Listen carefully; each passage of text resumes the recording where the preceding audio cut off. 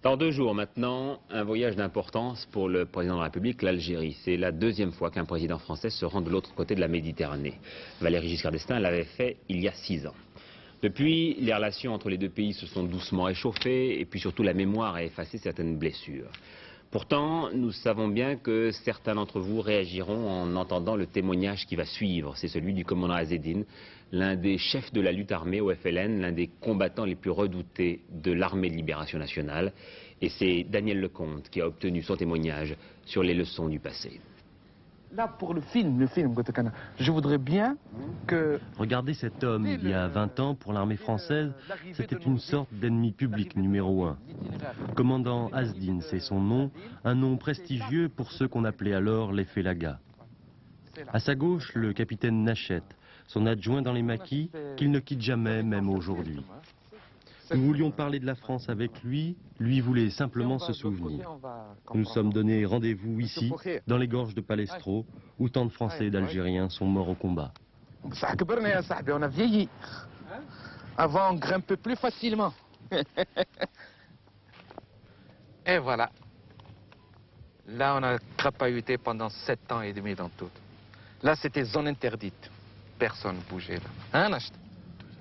Hein? Tout ça, c'était zone interdite. Tout ça. Et il y a eu des morts, il y a eu des erreurs. C'est pour ça qu'il faut écrire l'histoire pour pas qu'il y ait des erreurs comme ça dorénavant. L'unité de Palestro, Palestro c'est par là. Ils sont venus, ils ont amené les dragons, je me rappelle très bien, le contingent. Ils ne savaient pas se battre, ces pauvres. Franchement, ils ne savaient pas se battre. Et cette victoire-là, nous la devons aux généraux français, en particulier à Massieu. Pourquoi? Parce qu'ils l'ont mal préparé, ils sont venus, l'aviation a tiré même sur eux. Nous, pendant toute la durée de la bataille, on a eu un seul blessé. Et je ne sais pas combien on a récupéré énormément d'armes.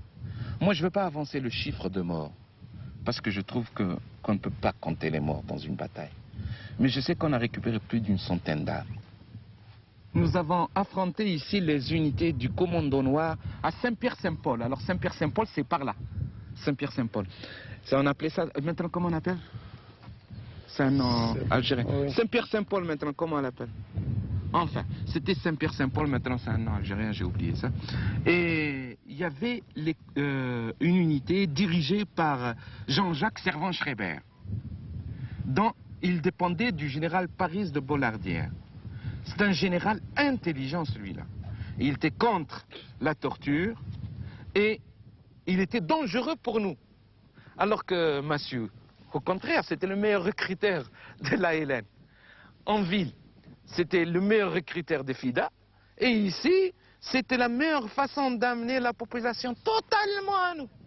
Oui, parce que... Donc c'est pour ça que vous vous êtes attaqué? Oui, on s'est attaqué au Commando Noir parce que ils avaient une autre attitude, d'autres rapports avec la population, qui n'était pas du tout la même que partout ailleurs.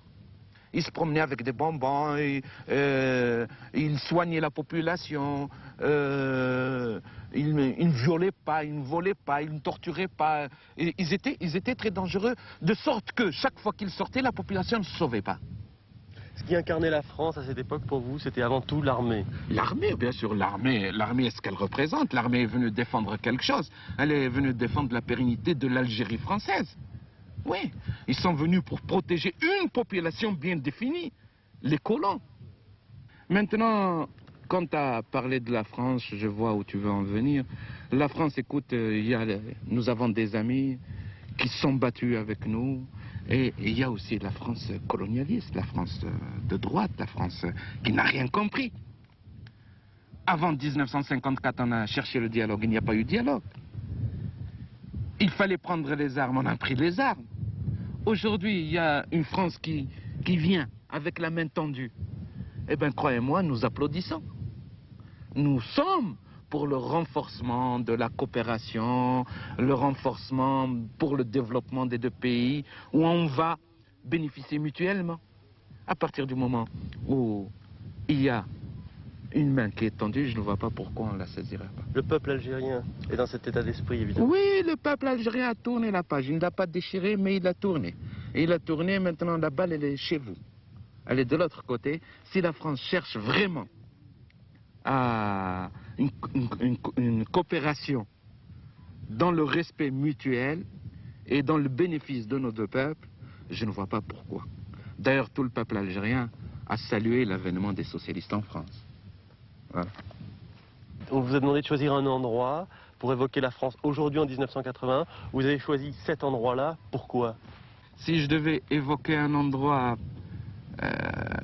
pour évoquer la France, je préfère évoquer mes amis français qui ont souffert pour la cause algérienne, les progressistes qui se sont battus, tels que le réseau Janson, tels que d'autres réseaux énormément. C'est eux que je devrais évoquer si je dois parler de la France amie. Maintenant, si je vous ai amené ici, c'est pour vous montrer un champ de bataille. Et là, c'est pas la France du général Massu que je voudrais évoquer avec vous. Parce que Massu a laissé des souvenirs atroces. Moi, j'aurais bien voulu évoquer le visage de mes amis qui ont souffert, qui sont morts, et qu'aujourd'hui, malheureusement, sont oubliés, même par mon pays.